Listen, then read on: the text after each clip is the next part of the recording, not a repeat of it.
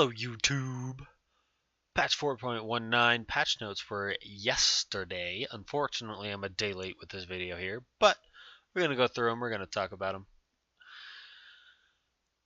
Some new skins. The Odyssey video was pretty good. I'm not going to show that to you. You guys can just see that in game, no problem. I think I showed it last time, or maybe the first time. I don't know. I think I showed it one time. I'm not going to do that anymore. But the skins, Izanami here. Pretty good skin, pretty cool. Very underwrapped for a mummy, which is odd because her normal skins are like way more covered than this. So I'm not really sure why they went with this, but looks pretty good. Voice pack. I am not your mummy!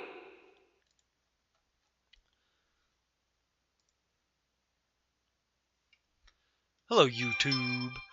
Patch 4.19 today from SMITE.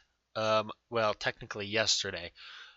I'm a day late on this video here, but I think that's all right. We're gonna go through them. Izanami skin here. Looks pretty good. The golden sides are really cool. The ult looks really cool. The dust animations that they put on her are awesome. Voice pack. Why on earth do people keep calling me their mother? I am not your mummy! Ha ha ha, nice pun. Sasano skin. Looks pretty cool. Again, the animation effects look cooler than the skin in my opinion.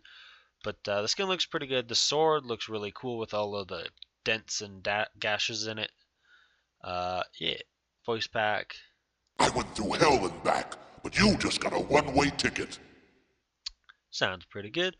War Chief Raijin looks really cool. The face looks I'm gonna go with familiar, but it looks really cool. The drums actually look really cool, like in game, floating around them. But I guess we don't get to see that in the card art. Also, the animations got changed. I don't know if this is on his regular skin. I don't play Raijin much, but the difference in his ult, the like different types of ult you can do while you're in it, have different colors in this one, so you can tell what you're doing, or your team can tell, I guess. So that's pretty cool. Again, I don't know if that's in his other ones and just not very obvious, but his voice pack. Why is an orc like a drum? If you hit one on top, it sounds hollow. Okay. Trick or Treat Cupid, probably the best skin in this patch. No, I'm not gonna say probably. This is the best skin in this patch. Looks really cool. He has a slingshot, which I think is awesome. And then Kuzumbo down here. The day before Aurora plays Kuzumbo in the SPL and wins, and gets top damage on his team, much less.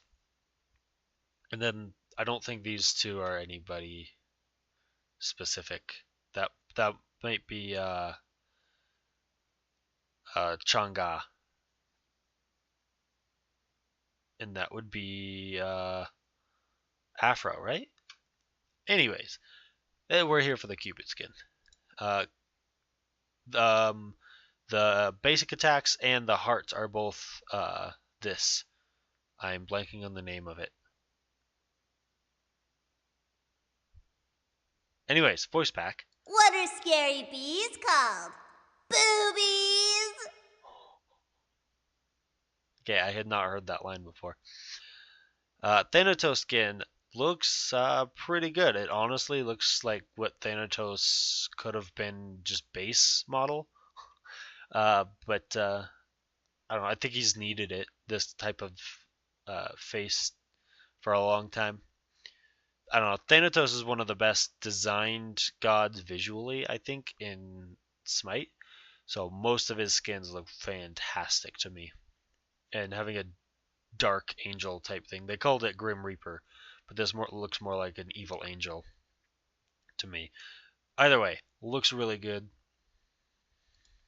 It's like it's blacker than this in game, and his abilities are white, and it's just a super nice contrast there. I am the collector of souls, harvester of hearts, dreadlord of darkness. What are you? Okay, Hachiman gets his mastery skins, and his horse also gets the mastery. They always do that for pets and all that, and I think they have it for Guan Yu. I'm not sure on that. Don't quote me. And then obviously no voice back. The Odyssey gets some more stuff. The Izanami and the Susanos and Raijin. Okay, so there's 3 skins this time. And then the Tina announcer pack. You have to listen to it to believe some of the beep she says. Trick or Treat, Cupid, Thanatos are going to be in the chest, the Halloween chest. And then we're into, oh, they didn't separate it this time. We're into item fixes. This, it didn't affect anything, but I noticed that like when I go to buy Devo gloves or something, I can see Witchblade on the lifesteal. Not a big deal, but they fixed it.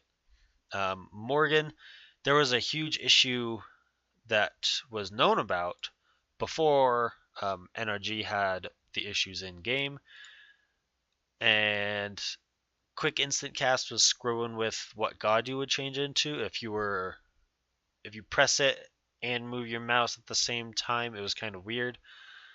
And then apparently there was a bug with Nua that I didn't know about. Or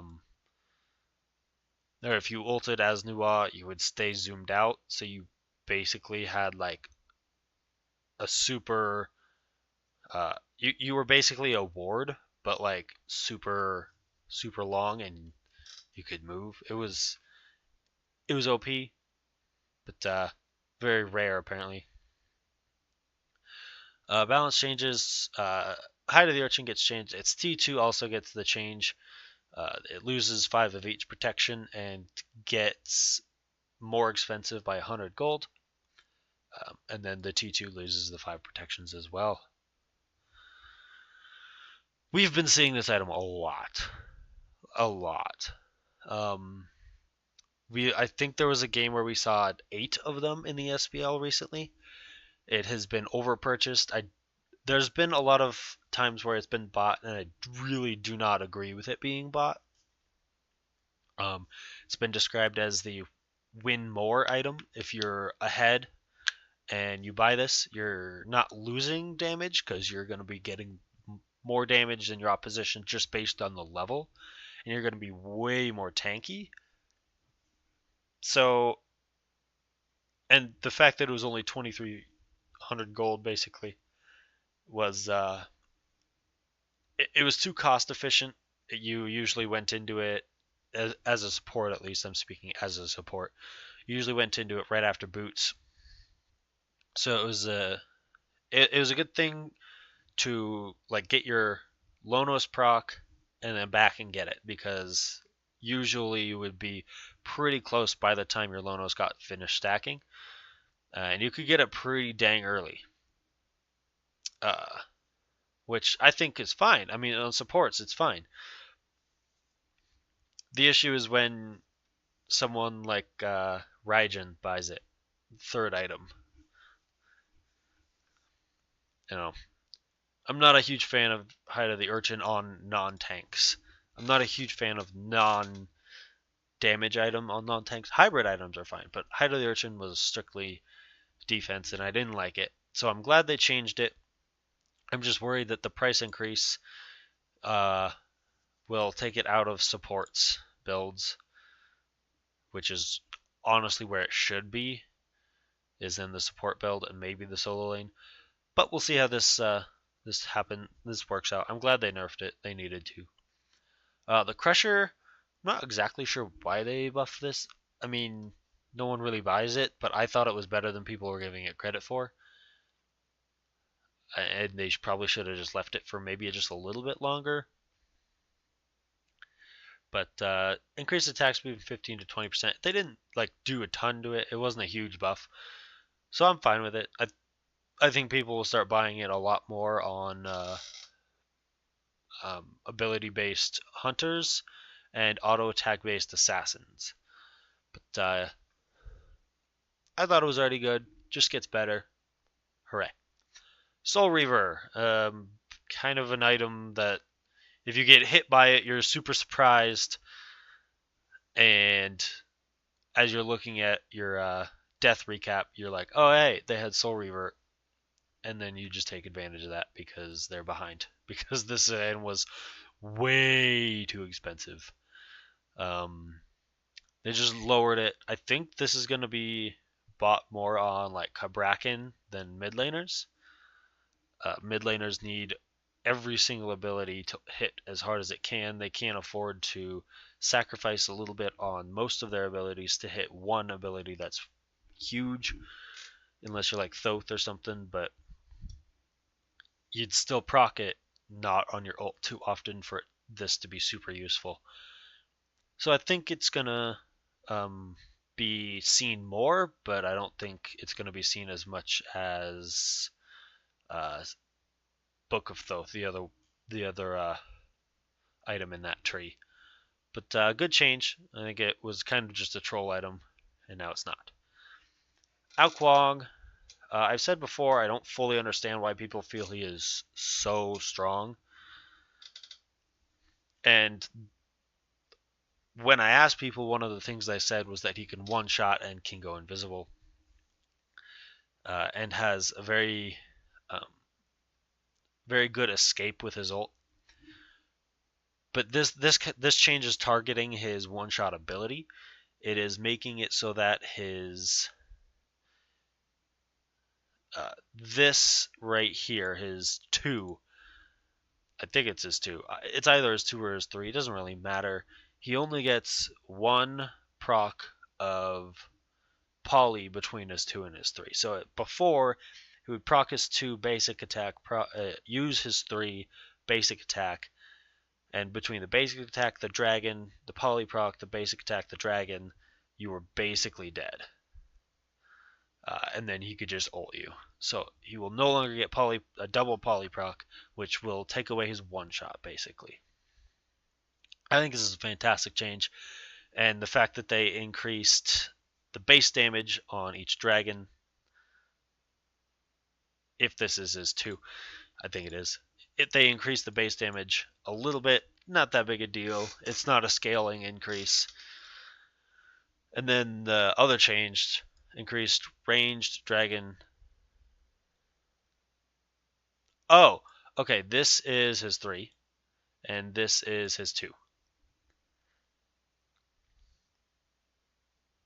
I think. I don't play Ao Kuang. Anyways, took away a polyproc, gave him a little bit of damage to compensate. They took away his one shot, but he'll still do the same amount of damage over time.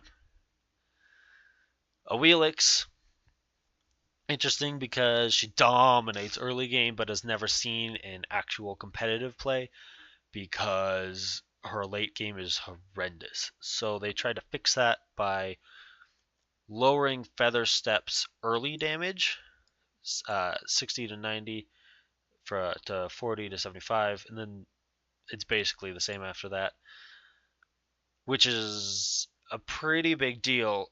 Feather Step was the reason that she was so good early game. If she was able to immune an ability like a Scylla Crush or a Raw Beam or something with this ability, there was absolutely no way you could win the fight. She would kill you almost instantly. Even if she got hit by that, you would probably still die, and she would end up being 1 HP, but you almost always died against the Wheelix. So they're just lowering early game, and then to combat that, because she's not seen a whole lot, they're increasing her physical power scaling from 60 to 70 on her 3. Good changes. I like where they're going with her. I think Wheelix is a super fun god to play, so I always like Wheelix buffs, and I think this is technically a buff.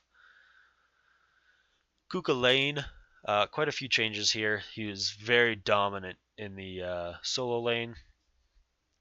A lot of that was because he could transform at level 2 between the first 2 waves, going to a buff or something, hitting all 3 of them, getting 2 minions or something, getting level 2, coming back to lane, hitting all 6 minions twice with his spear and his leap, and then transforming. And then he had a whole new set of abilities and could easily kill you if you were not very, very careful.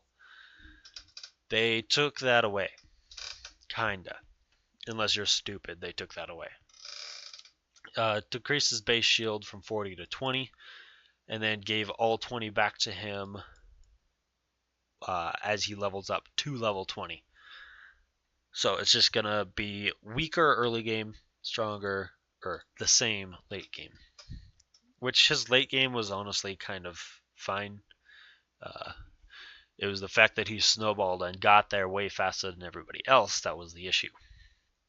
And then Barbed Spears, Salmon's Leap, and Spear of the Immortal Pain, his 1, his 3, his ult, all get the same change. For hitting minions or non-god targets, you get 5 per instead of 6, which makes it way harder to transform, especially wave 2. And increase the rage for every god from 6 to 8. So overall, I think it is a good change. It very much he still has his aggressive stance. You still want to be up in someone's face, even more so now. You're just not going to be able to transform as often, which means that you're not going to be able to be in people's faces as often. I really like this change. The 12 to 10, 12 to 16, just proportionate, double. I really like the change. I think he'll be fine. He's not dead out of the solo lane. He's just not going to be able to kill you level 2 unless your jungler is there. And sometimes even if your jungler is there. Erlang Shen, one of the stronger solo laners right now, partially because his clear is very, very good, especially for an auto attack based god. So they tweaked it. Decreased base damage on his Mink form from 90 to 330 to 70 to 310, just removing 20 at all ranks. And the attack speed and haste buff that he gets from using it reduced from 5 seconds to 4 seconds so that he cannot clear the wave as quickly. With that second change also for the wave. I do not enjoy playing Erlang Shen. I understand why he's good, but I cannot make him work. I don't know if maybe I'm just not aggressive enough or whatever, but I don't play a whole lot of them, so I'm fine with this change. I think it's going to hurt him quite a bit. The fact that you could full clear archers with level 3 of 72 transformations was pretty dang strong. I think that means you could full clear archers at level 6 right after you will level your ult. Level 5 if you really wanted to, but yeah. Hachiman getting a couple of changes, nothing huge. Base movement speed 360 to 365 is just kind of slower than most hunters. Brought him back up. Eagle Eye, they're giving you an extra ammo, 1 level up of that ability earlier. And bonus damage from that ability decreased. Kinda. So he went from 10, 15, 20, 20, 25 to 10, 15, 15, 20, 25. So this got lowered by 5. That is all. And then the same here as well. So it didn't really decrease. They just changed 4 here to here, and then they changed the change here from 4 and 5 or 3 and 4 to 2 and 3. I hope. that made sense because I'm not saying it again. Anyways, you can look at it and see it got changed. It did not get decreased. This is a buff to Eagle Eye. That is the end result of all of these numbers. It was a buff to Eagle Eye. Ijitsu cooldown scaling from 18 to 16 changed to 16 at all ranks. Still a pretty high cooldown. I would like to see it at maybe 14 seconds, but with it being a stun, I understand it's at 16. I just think it's a very short dash to be on 16-second cooldown, especially when something like Chronos Dash, which does quite a bit of damage, I think more damage than Iatsu, and it also has a lower cooldown. Find it odd, but whatever. I'm not on the design team. Mounted archery. Excuse me. The damage adjusted because they wanted it to look pretty. They lost 5 damage here. That is all. Izanami. This one got leaked on Twitter by Ajax. Not the actual change, but the fact that they were buffing her.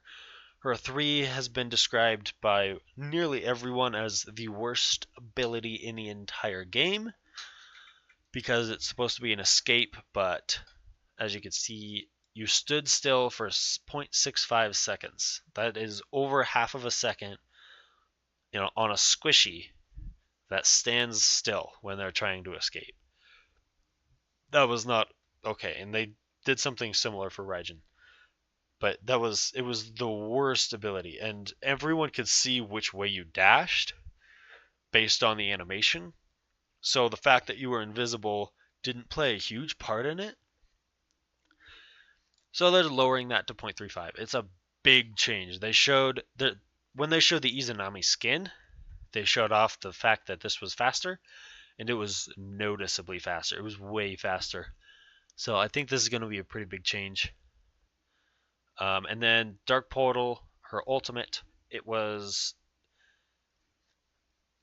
weird because it's so big that it looks like it'd be really hard to miss, but the warm-up time for it after you casted it was so large that unless they were pretty much dead center or slowed or something, it was going to be really easy for them to just walk out of it. So they lowered it to 0.6 seconds. Much harder to do so. When they were showing the skin, they also showed this difference, and it is noticeably faster. And then the post-fire time from 0.85 to 0.6. This just means you can start basic attacking faster or use another ability. Good changes for Izanami. Probably the worst hunter in the game right now. I can't think of a worse one. I might be missing someone, but if she's not the worst, she is very close to the worst. Good changes. Raijin, been seeing a lot of play in the SPL. First ban, first pick, territory based on matchups. Percussive Storm. I didn't actually notice this. Again, I don't play a whole lot of Raijin. But his Percussive Storm was a kind of a cone. It narrowed the further it went. They have now changed that to stay as wide as it was. That's cool. And then decrease the base damage by 5 everywhere. His level 1 and level 2 clear were crazy with Percussive Storm and Raiju. He could almost full clear. It is why he has been picked up. And they're just lowering that by a little bit. I like the change. He seems to be in a really good spot right now. I'm not really sure why they're touching him at all, much less giving him 4 changes.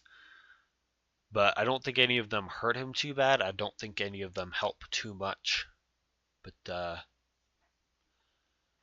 Raiju increased projectile speed by about 20%. I think Pawn said it was 135 units per second to 165 units per second, which is not exactly 20%, but it's close enough. So end of the story is Raiju moves a little faster, easier to hit if you're aiming at gods. A lot of the time people just throw it on minions because it bounces anyways. Not a big change. Thunder Crash. This is the biggest change that they did to him. His dash, that became way worse when people were able to target him during the warm-up of it. You can move during that now, so you're not just standing still for however long it took, 2.3 seconds, able to be hit. I saw it in an SPL game. He tried to dash away, was knocked up by, I think, Erlong Shen's dash, and turned and dashed somewhere else because it completely interrupted his dash. That could totally still happen. Erlong dash, not that hardest ability to hit, but you'll now be able to at least try and dodge it. So I like it. They made his dash one of the worst dashes outside of Izanami's, and they're just putting it back up because it should be a decent, at least decent, escape. Taiko drums. This is a bug fix. Some people were not able to cast any shots, and added additional support. I'm not really sure what that means. They obviously didn't remove the bug. Otherwise, they would have said they removed it. But I mean, additional support's good, I guess. I mean, they make it sound good. So, again, I'm not really sure why they were touching Raijin. He seems to be in a pretty good spot. Maybe a small nerf. Maybe just this percussive change would have been fine. I don't know. Couple of interesting decisions here. Not really sure how it's all going to play out, but that's going to do it, guys, for patch 4.15. Oh, that was a while back. Patch 4.19, Departure to the Afterlife, patch 3 of the Odyssey. Hope you guys enjoyed it. Have a nice day.